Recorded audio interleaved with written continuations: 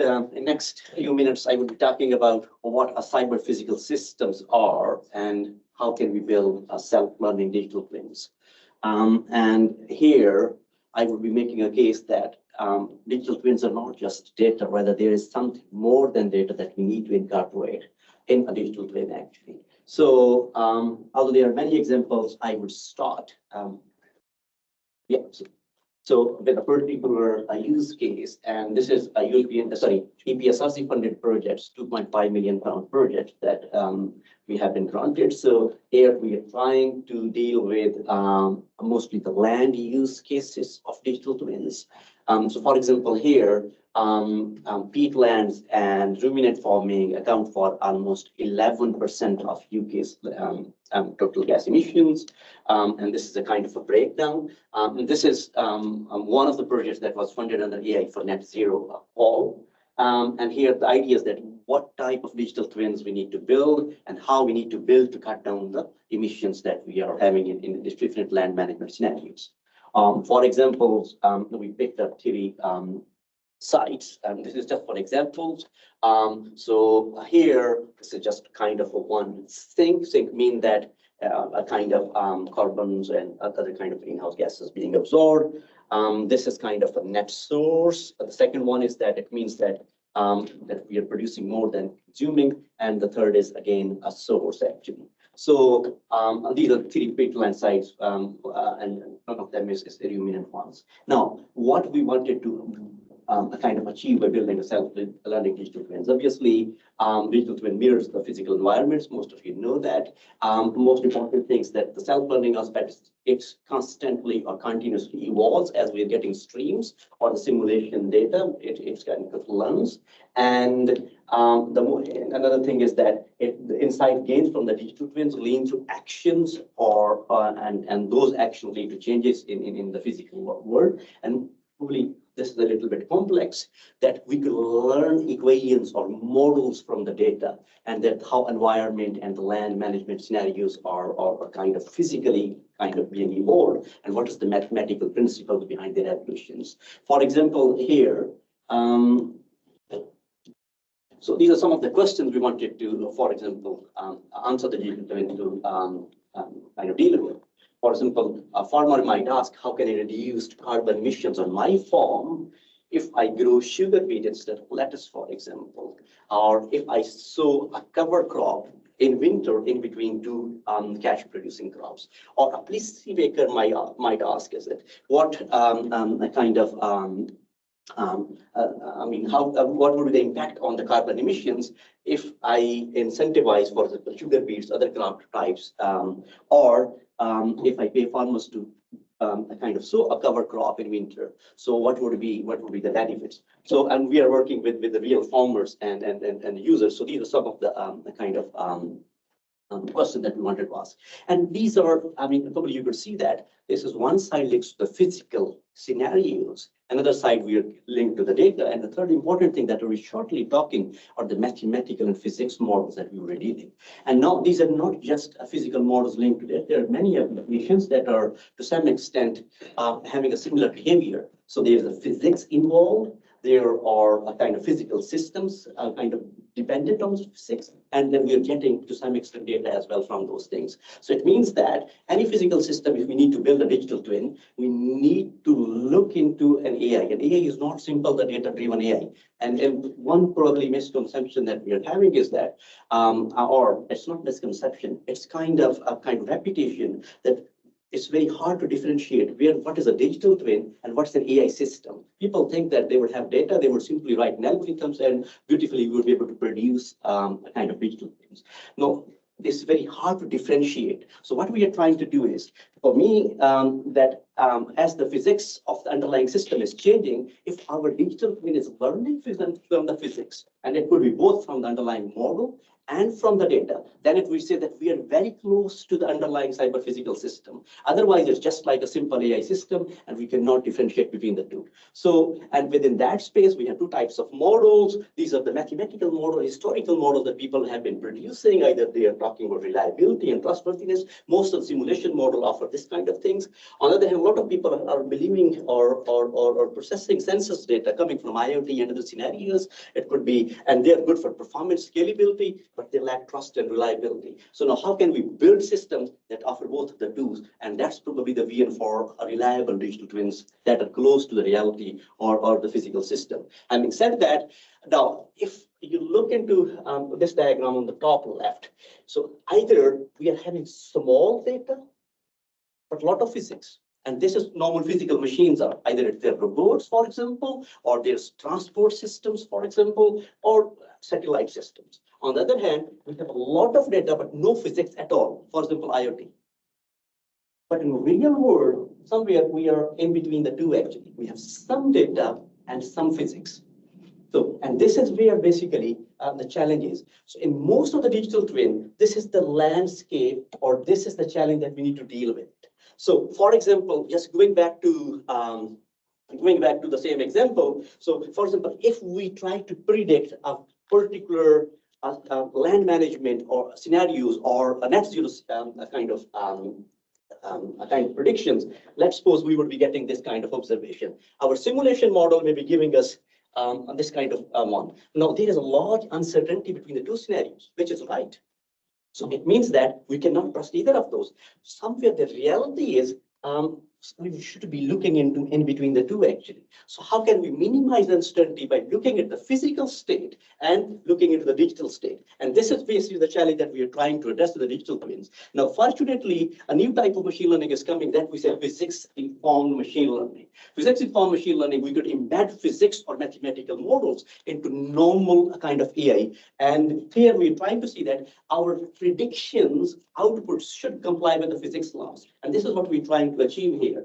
So I will not be spending a lot of time here. If you have, I could discuss later. So there are three ways we could build digital twins that use physics-informed machine learning.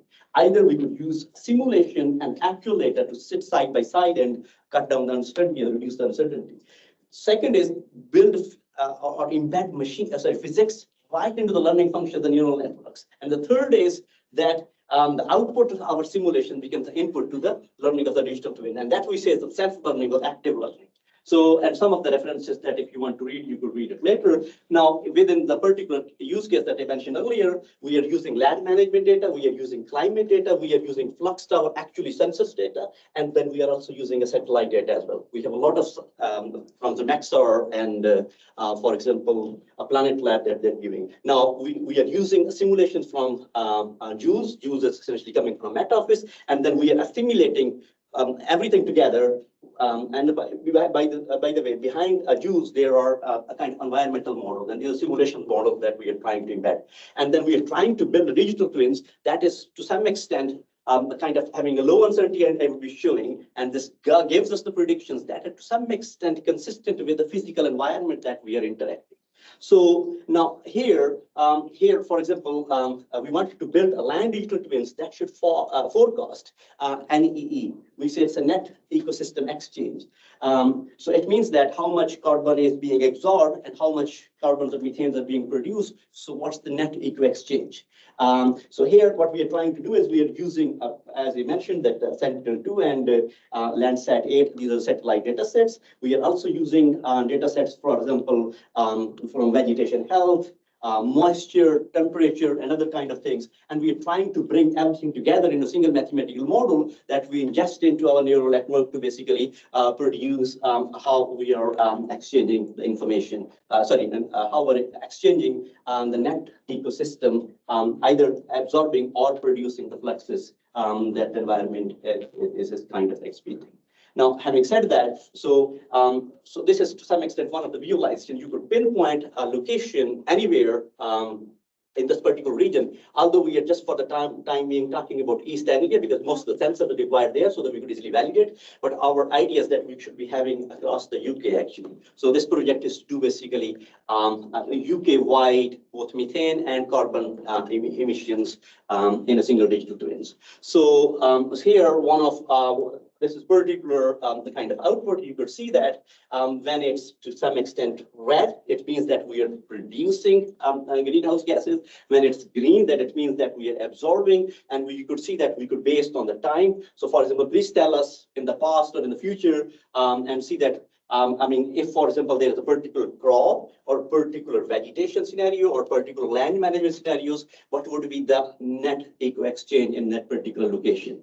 So, and then here we could, for example, here a particular location, you could actually predict what would be the NE if there is, for example, a particular crop, and what would be the actual. We have a sensor, we could compare the digital twins prediction versus the actual measurements that we are getting. So, because this was one of the questions that people are asking, that how sure we are about our decisions, because I could predict anything. So how can you validate that? So the validation is that we would actually put sensors without telling the digital twins that your outputs would be validating it is the actual, and there is you could see, I mean, how much is the difference.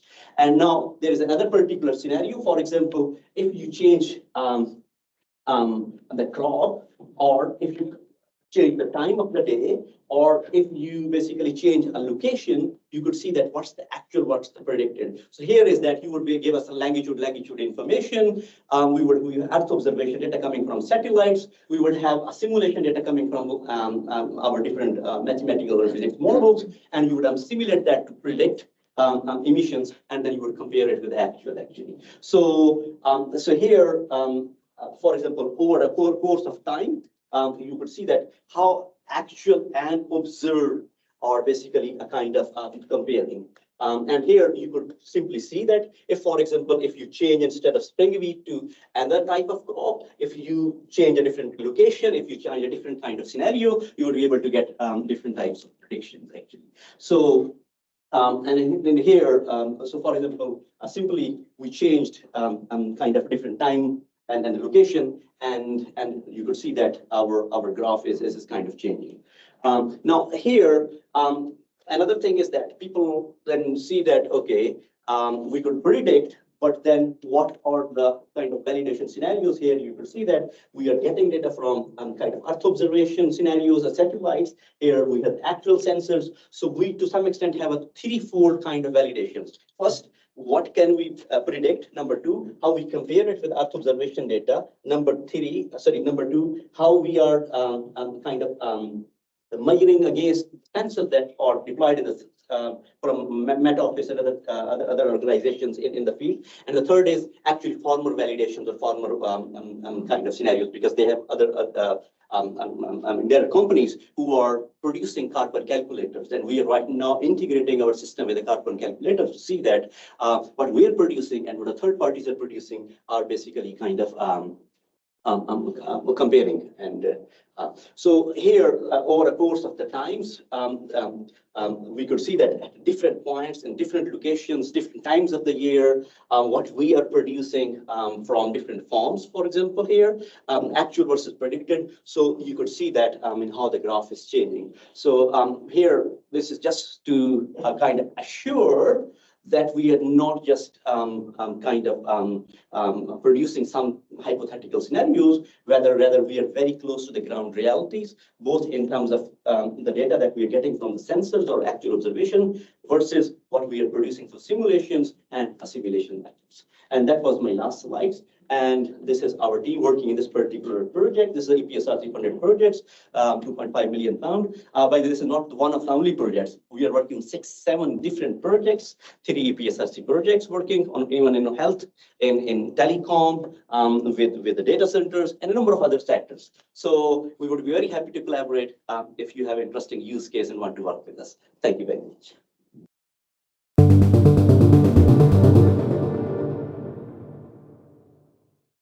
So our first question is, Asim, to yourself, is will the machine learning capability of the digital twin mean that this solution can be applied to very different geographies? So there are two answers to this question. One is the data, and other is the model itself. So since we are using a kind of a generic models, and those models to some extent be replicated across different locations, answer is yes.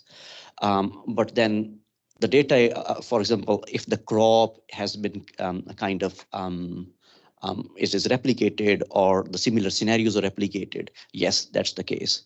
But in most cases, both the models and the data, to some extent, is common across different geographic regions.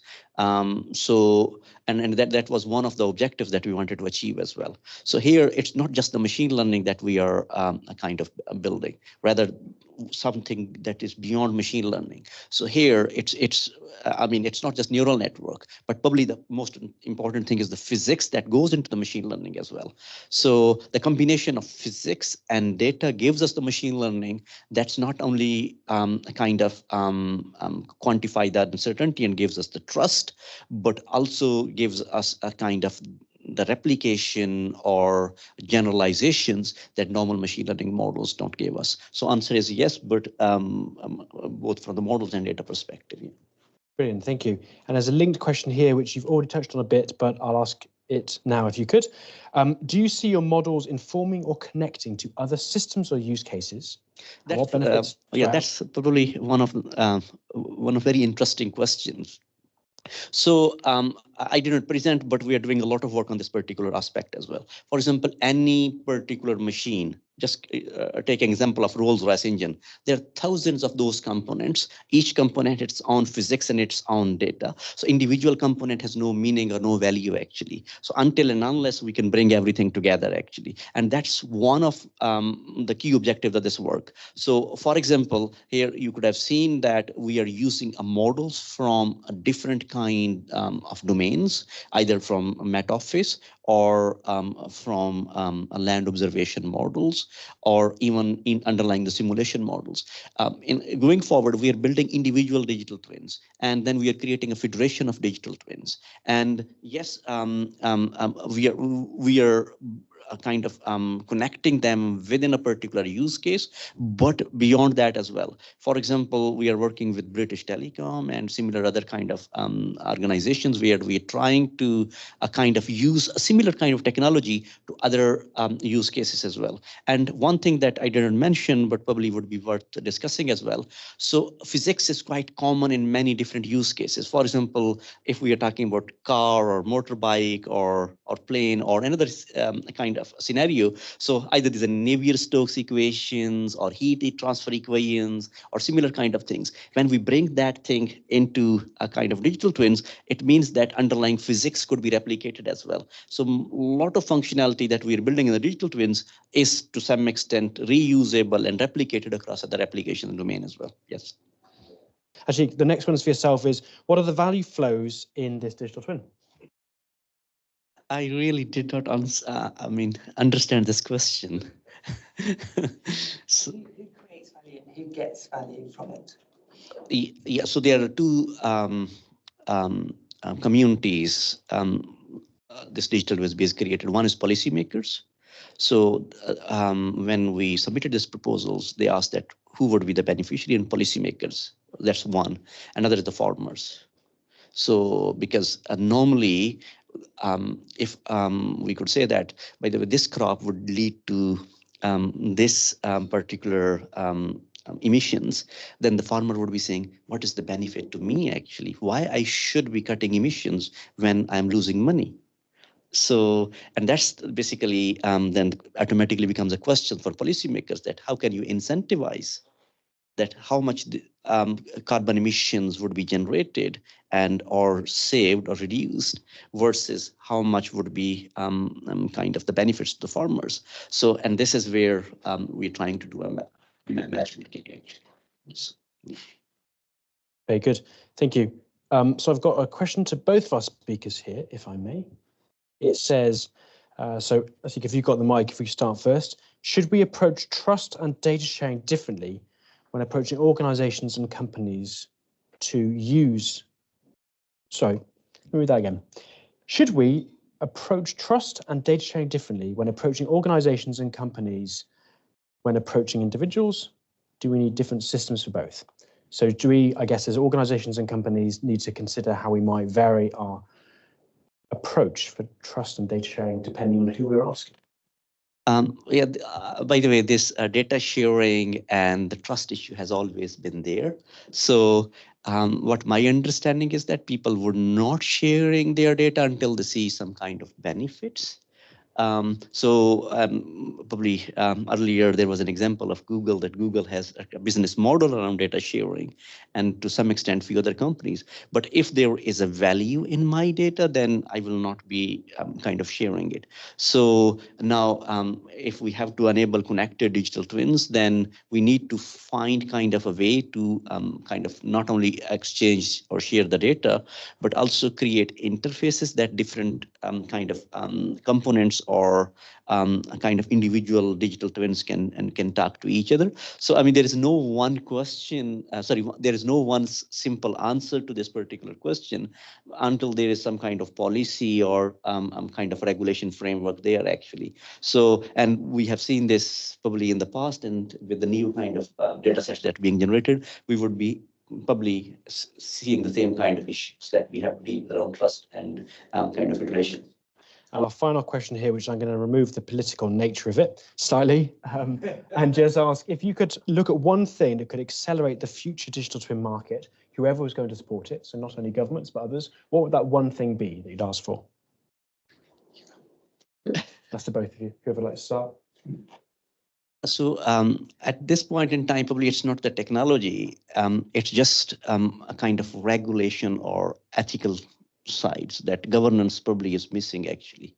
So if everything is having a digital twins, for example, utilities, infrastructure, boards, environment, then how the physical world and digital world would be governed separately. So for the time being, the regulation is not there. Probably we need to build a kind of regulatory models or frameworks to make this a mainstream kind of